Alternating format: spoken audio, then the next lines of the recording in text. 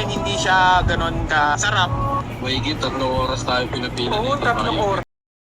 Ito yung food vlogger na nag-trending, na nagbigay ng negative reviews kay Diwata at naging laman ng mga content creator. Kaya lalong naging controversial yung parisan ni Diwata. Pero nag-reach out na siya ngayon kay Diwata at nag-sorry. So ito na yung nangyayari, guys. Tingnan natin.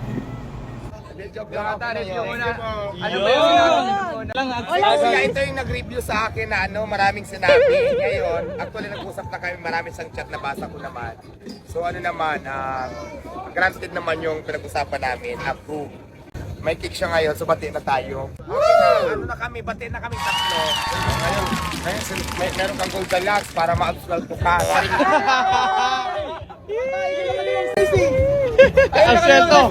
Absuelto ka na. Tapos taon ka ng taon lang. So ngayon dahil may kick ako, bati na tayo.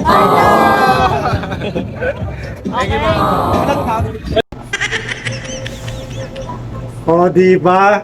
May happy ending kay Diwata.